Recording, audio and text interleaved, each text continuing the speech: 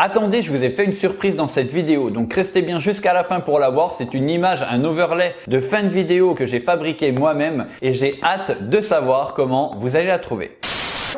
Yo les amis, c'est Naroy. Aujourd'hui on va faire l'unboxing de ce petit objet complètement what the fuck, un œuf coulant entre deux baguettes. Donc bien entendu j'ai amené mes baguettes chinoises parce que j'avais un pote à moi qui était parti en Chine et très gentiment il m'avait ramené des belles baguettes. Avant de commencer l'objet, j'aimerais vous faire voter pour l'objet de la semaine prochaine. Alors faut savoir un truc, c'est que les objets commencent à s'amenuiser au niveau de cette série. Donc vous aurez le choix entre une grenade glaçon et le distributeur de cure-dents. Donc voilà, c'est à vous de voter dans les commentaires pour quel objet vous voulez. D'ailleurs, je remercie les gens qui mettent des commentaires parce que moi j'adore vous lire et quand je fais une vidéo et que je vois des commentaires, je trouve que c'est assez gratifiant. Très vite, pour ceux qui découvriraient la chaîne par rapport à cette vidéo, on s'abonne, on active la cloche de notification et pour m'encourager bien sûr, on met un pouce bleu. Allez, c'est parti. Premier point, l'aspect esthétique.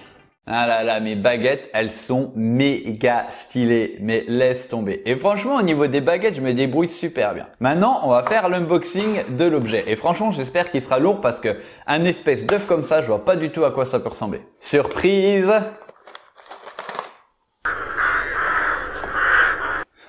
Mais c'est... de la merde! Attends, c'est vraiment pourri quoi! D'où ça ressemble à ça. Waouh, l'arnaque de ouf. Au niveau de l'utilité, on verra parce qu'apparemment, il y a ça à mettre dedans. Mais franchement, au niveau du design, 0,25. Alors là, franchement, excusez-moi, mais de ça à ça, pas du tout. Point numéro 2, l'utilité. Je vais essayer de pas en mettre partout. Apparemment, faut mettre ça dans la bouche de ça. Bon, déjà, le truc jaune, c'est solide. Ça a l'air d'être une sorte de slim, donc c'est moins pire que ce que je pensais. Ah mais attends, ça rentre même pas.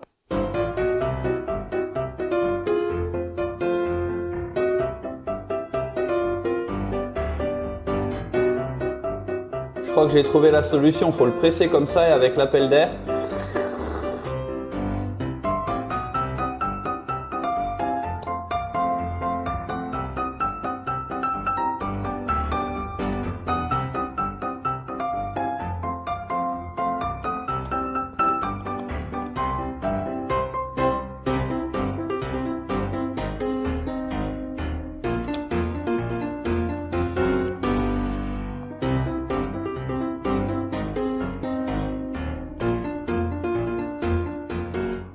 Voilà, je le tiens comme sur la boîte. La ressemblance, elle est pas frappante. Je vois même pas l'utilité. Ça sort, ça rentre. Il n'y a pas assez de liquide pour le remplir à l'intérieur pour que ce soit vraiment pour moi très intéressant. Au niveau de l'utilité, je pense que ça devait être un truc un peu déstressant. Je lui mettrais 0. Franchement, je vois même pas à quoi ça sert. Je pense qu'après cette vidéo, honnêtement, ça va partir à la poubelle. C'est vraiment le pire objet que j'ai fait. Point 3, le côté drôle.